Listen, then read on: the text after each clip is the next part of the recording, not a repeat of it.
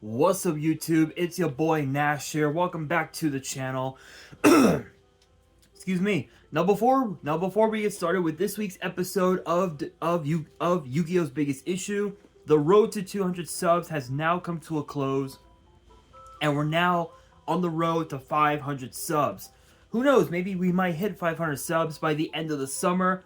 Only time will tell. But as I have said in previous videos, if this channel does get to 500 subs, I will open up this Korean LOB booster box in its entirety on the channel that I got from my partners at Collector Store. So be sure to check them out. Link and address will be in the description below. By checking them out, not only does it support them, it also supports the channel, and I would greatly appreciate it. On the hopes to potentially pull a Blue Eyes White Dragon, a Dark Magician, a Red Eyes Black Dragon, a piece of Exodia, Monster Reborn, Pot of Greed. The possibilities are out there. However, if this channel gets to 1,000 subs, I will open up this first edition Toon Chaos box in its entirety on the channel that I also got from my partners at Collector Store, on the hopes to potentially pull a collector's rare out of the set. But it wouldn't be the first time that I would pull a collector's rare, because I also pulled this. Freshly pulled out of my Genesis Impact box opening that I did last year. Is a collector's rare Beat Cop from the Underworld. This thing looks absolutely beautiful, you guys. Absolutely beautiful. The centering on the back is a bit off from top to bottom, as you guys can tell, but honestly, it really doesn't make much of a damn, because I am going to be getting this card graded, but I never really came up with a good opportunity to do so. But with that being said,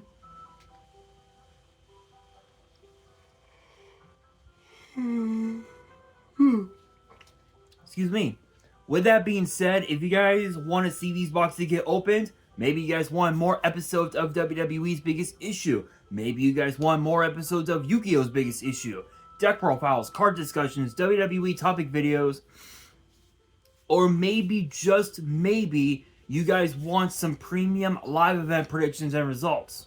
Well, if you guys want all of that and more, my channel is the place to be. So if you guys are new to the channel, and I know that a lot of you guys are, because more than 80% of you guys are watching the content, but you guys aren't even subscribed, and to top it all off, we gotta get more women to watch the content as well. So if you guys are watching the content, you like the content, and you want more of the content, but you guys haven't even subscribed yet, make sure you guys do indeed subscribe to the channel, turn on the notification bell, smash that thumbs up button on this video, and as always, make sure you guys are following me on all of my social media. My ads will be in the description below, as will the info to my fan mail. It will also be in the description as well. And I want you guys to post in the comments below answering the question of the day, which is this: what are your guys' thoughts on Battles of Legend Terminal Revenge, and what cards do you believe will be in the set? Let me know down in the comments below.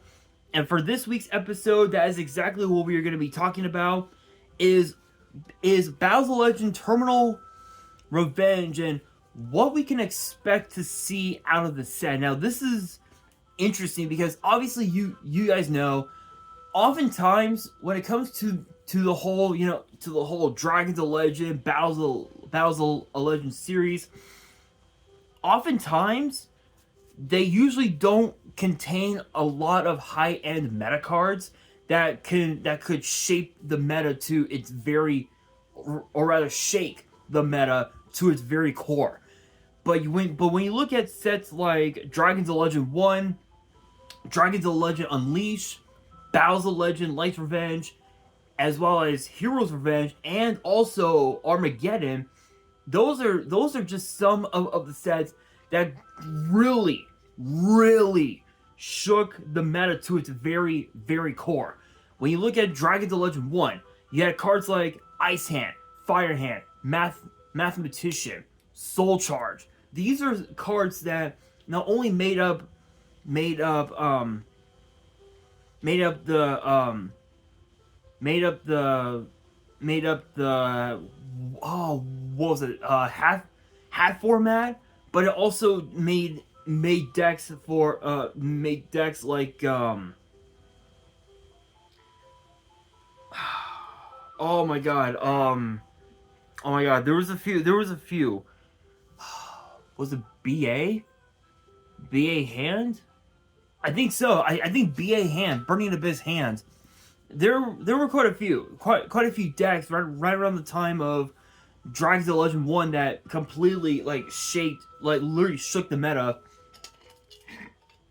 to its very foundation. And you look at Dragons of Legend Unleashed, we literally got number 100 Numeron Dragon, which again, it helped make number decks even more consistent than we had ever hoped. And even now, it still gets, and now even now to this day, you still see it get play in some form or another. And even also when you look at Battles of Legend Light's Revenge, I think that was the set that gave us that gave us the reprint of Minerva the Exalted Lightsworn, because when it was first released as a prize card, it was a super rare. Then it became a secret rare, and if I remember correctly, I think it got banned not long after that. So there are a few, Dragons of Legend, Battles of Legend sets that, that were like meta defying, and I have a feeling that Terminal Revenge might just be another one of those sets. So this is off of the official Konami page, the official Konami website, if you will, and this is off of YG organization. So big shout outs to them and Konami. So it reads here: Battles of Legend Terminal Revenge combines the storytelling of the Hidden Arsenal series with its own signature blend of foil ups for popular cards, and give duelists another shot at tournament level cards. Combined, it's a can't miss all foil summer dueling blockbuster. Tales from the Terminal World. Battles of Legend Terminal Revenge features brand new cards of 4 of the most popular themes introduced in the world of the Dual Terminal arcade game. These themes formed the backbone of the Hidden Arsenal booster sets for years and appeared in many core sets as well. In Battles of Legend Terminal Revenge, you'll find the new cards for Ice Barrier. Freeze out your opponent with a new level 10 synchro that summons an Ice Barrier from your deck, extra deck, hand, or graveyard when your opponent special summons. There's a wide variety of domineering Ice Barrier monsters, so there's bound to be at least one that freezes your opponent's strategy in its tracks. You can also find a new version of Bryonic, the first of the dragons trapped in the Ice Barrier. Gen X Controller, the little that's actually funny. The little monster that could is getting more than a new coat of paint.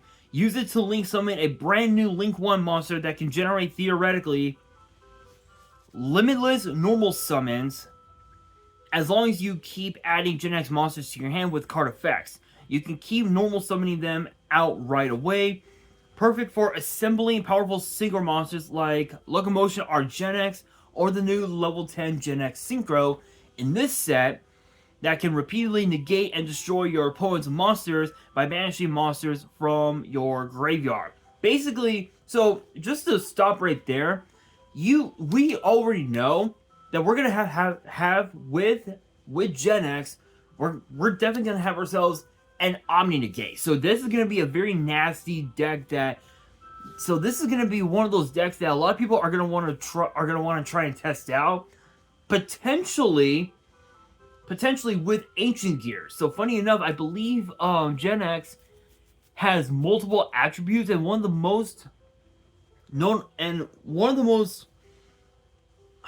the attributes that it's most known for is Earth. So That's definitely something to think about. And even also with Ice Barrier, we're getting another synchro as well that can let you summon from anywhere as long as your opponent commits to a special summon. So that's pretty nasty. And also too, another artwork, literally an alternate art of Brio.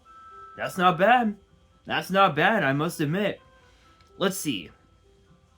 Next up here we are. Infernoid. The world-shaping flood of Infernoids began in Secrets of Eternity and continues here. Fusion summoned a new level 1 Infernoid fusion that swiftly multiplies the number of Infernoid monsters you have in your grave. Excuse me. Then finish off your opponent with the devastating Link 4 Infernoid Link monster.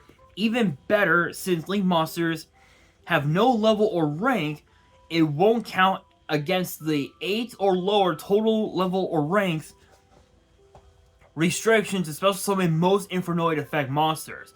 So this basically, with that Link monster, it bypasses all of the, it literally bypasses all of the side effects of playing Infernoid, which honestly, that's pretty good. That's pretty good. I think this is one archetype that a lot of people are gonna want to play as well, but it all depends on how good that Link monster truly is. And now for the other archetype, if I can scroll to it. Here we go. Here we are. Ritual Beasts. The bonds between spiritual beasts and their tamers are reforged. You can only special summon each main deck Ritual Beast monster once per turn, so you need as many tamer and spiritual beasts in your deck as possible. Fans of this strategy can find a new version of Lara, one of the original Ritual Beast tamers, as well as 2 new ulti class Ritual Beasts for your extra deck, including a Link monster. Okay. I mean, to be fair, that's not bad, but let's be honest here. The Ritual Beasts didn't really do so well when they were first announced. I think in what was it, Secret Forces, if I remember correctly. And so over time, obviously yes, obviously the archetype did get some sort of play, but I think the highest top that it would get at a YCS, I think would be like top 30, not 32, top 16 for the most part, but it would never make it to top 8 or higher. Never would. It never would. So that's definitely something to think about. Even more new cards. On top of that, you'll find new cards that bolster strategies introduced in Phantom Nightmare and Legacy of Destruction. Plus, this set contains cool cards from many different Yu-Gi-Oh! Manga and animated series, including cards from the story of Sky Strikers. Oh, okay,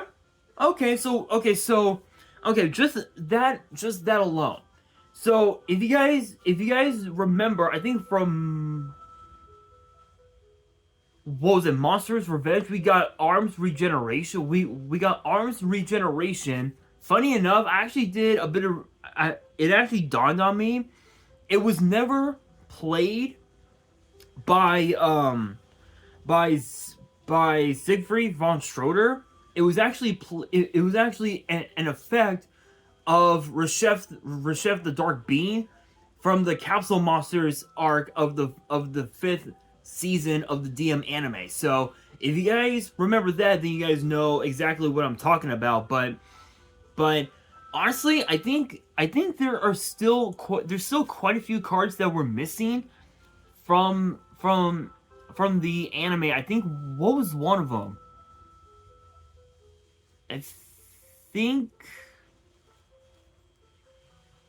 I know that we're still missing Alistair's cards from the Waking the Dragons arc. We're still missing Darts' cards, as well as Raphael's cards, Valen's, and even also Valen's armor cards, and also too we're still missing a few of my Valentine's cards as well. You know, such as Harpy Lay's Sparrow formation, and also there's a couple others as well. Even also the rest of the Seal of Orichalco's line. We're still missing Deuteros and Tritos. We're still missing those. So there's actually quite a few cards that we are missing, but hopefully we do get them over time. Maybe in this set, who knows? And also new Sky Striker cards. That's not bad. That's not a bad thought. Another chance at popular cards. As always with Battles of Legend sets, Battles of Legend Terminal Revenge will feature a lineup of popular cards, getting foil upgrades as well as some popular tournament cards you can use to up your game this summer. No matter how you like to duel, you won't want to miss out on Battles of Legend Terminal Revenge.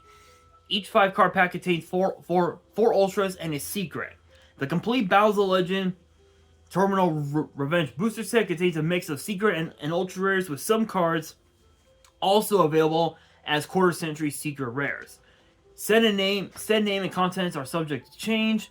Name, design, and contents subject to change. And the release of Battles of Legend Terminal Revenge will be June 20th, 2024.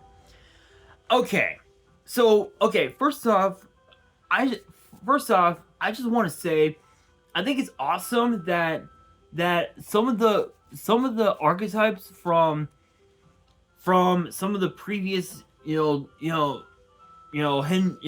arsenal sets, like Ice Barrier and obviously Genax, Infernoid, and also what was the other one? Ritual Beast as well. I'm glad that these archetypes are getting new support, because these archetypes didn't really get much support over time after the original announcement of these archetypes in the hidden arsenal sets. I know the last time we got Ice Barrier support was the Freezing Chains structure deck, and even still it sucked ass. But this time I have a feeling that Ice Barrier might end up just being the deck to pick up. So for those out there who are interested in playing Ice Barrier, I recommend getting your hands on the structure deck and getting some packs that feature any Ice Barrier cards, because I have a feeling that Ice Barrier might end up just being the deck to play. But also too, it also says here,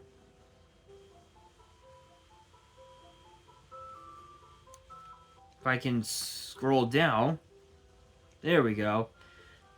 It also says here that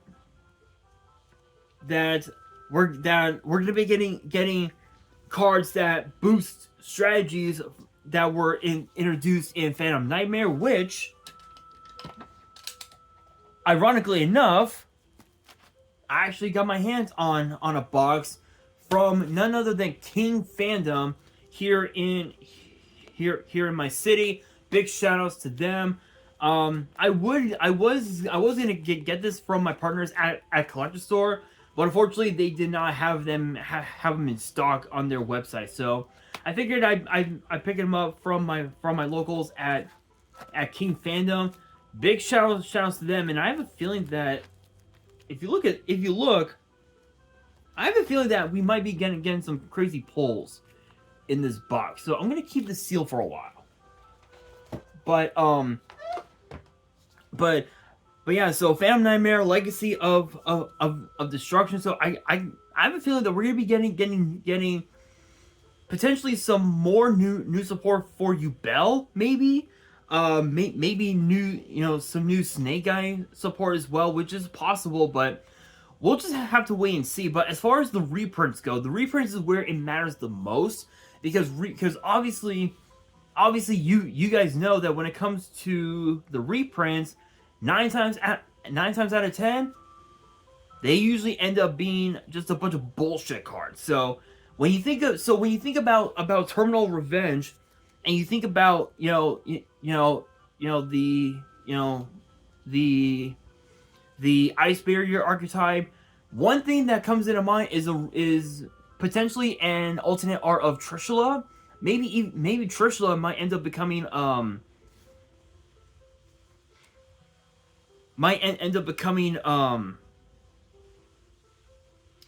what what'd you call it? It might end up becoming one of the quarter century secret rares that you might want to take up. But also too, I also noticed, as well as I'm getting the iPhone, give me 1 second. I noticed as well the cover art for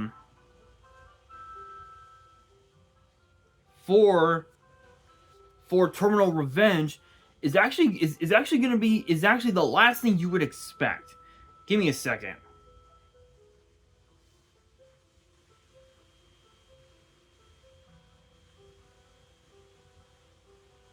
Give me 1 second.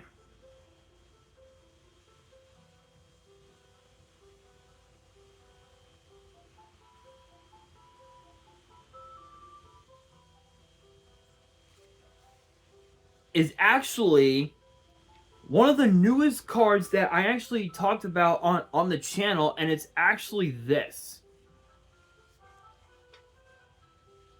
That right there is gonna be one of I would assume is gonna be one of the cover arts for the set. Which, funny enough, I already talked about this card on the channel, but I think I could probably find it on Nexus. Give me a second.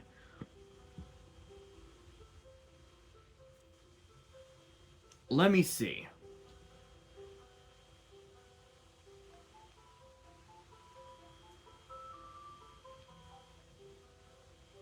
Give me 1 second, you guys.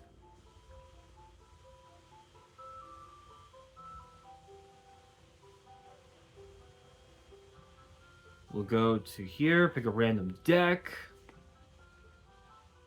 Go to add cards.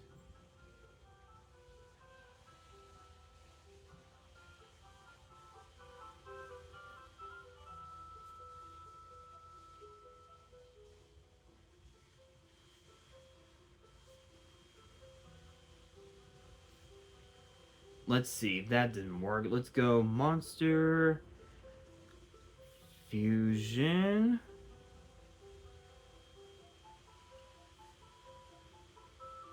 No. We'll go all, and we'll do that. Dragon Magia Master is the name. It took me a second to find it, but I had already talked about this card on the channel already. But if you guys want me to read the effect again, it is known as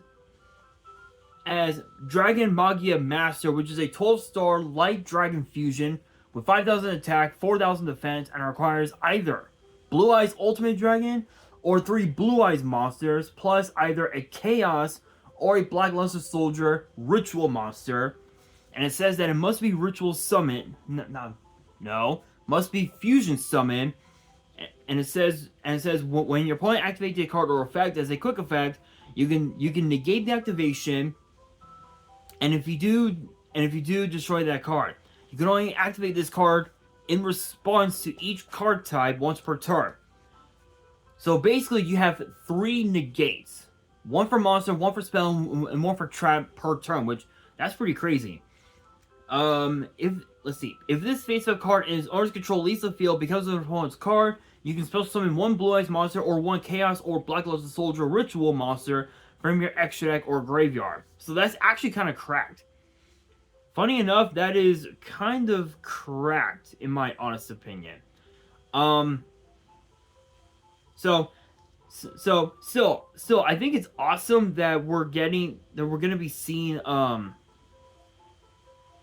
that we're gonna potentially be seeing that card finally get printed in the TCG. So it'll probably have, again, it'll probably happen in this set, but we will have to see over time. But as far as like what we can expect, I think the one thing that we have to expect is seeing is potentially seeing like really good support cards for those four archetypes, and maybe even also get some new Yubel support to help raise the stakes even higher for Yubel, for players who want to play Yubel. Maybe we might even also see Valence cards finally get printed. Who the fuck knows? But